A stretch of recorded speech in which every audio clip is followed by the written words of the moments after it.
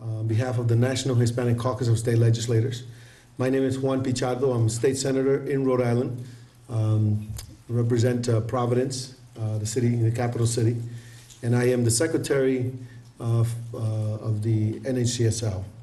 In addition to that, I chair the Task Force on Business and Economic Development, and also co-chair of the Broadband in Acción with Representative Joseph Miró from Delaware.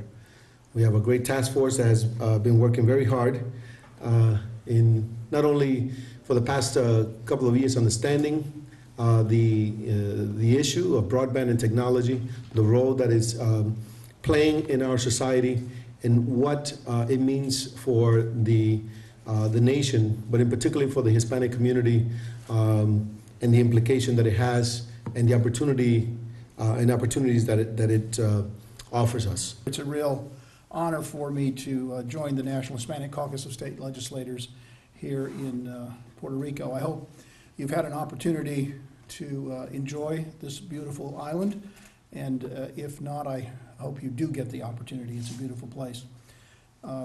Special shout out to my prima here from New Mexico. That's originally where I hail from. Nora, it's nice to see you again. So I'd like to talk to you a little bit about two things. First, I want to talk about the importance of broadband to the Latino community.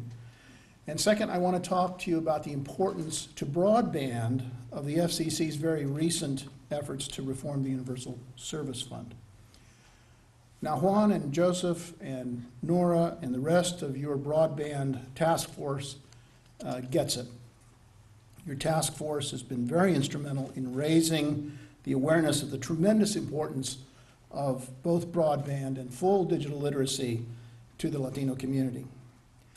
As many of you know, a gap exists between those who have physical access to information technology and the resources and skills necessary to effectively participate as digital citizens, and those who do not. This is known in Washington as the digital divide. Not surprisingly, study after study shows that Hispanics, African Americans, and the poor, and those living in rural areas are the ones who are on the wrong side of this digital divide. In fact, the Federal Communications Commission found in its 7th broadband report that right here in Puerto Rico, nearly 3/4 of the population remains unserved by broadband at speeds of 3 megabits downstream and 768 kilobits upstream, compared with just 8% of the population of all states and territories in unserved areas. Well, why is broadband so important? Why is it a problem that Latinos are on the wrong side of the digital divide? Here are just some of the reasons. First, broadband promotes economic growth and jobs. High-speed connections accelerate business development by providing new opportunities for innovation, expansion, and e-commerce. Second, broadband promotes education. It allows more customized learning opportunities for students and allows them to access high-quality, low-cost, and personally relevant educational material.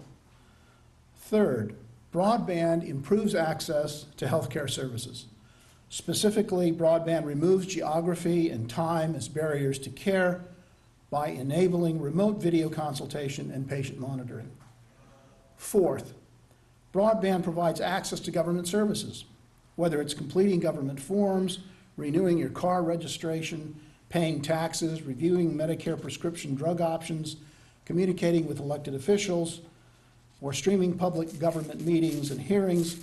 Broadband allows us to participate in civic life more fully and interact with government agencies with greater ease.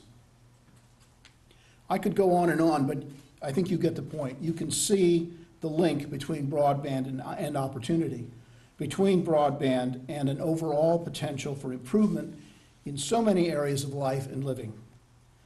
Latino families that do not have access to broadband, or that have access but do not adopt broadband technology, will inevitably be left behind in this new digital internet age.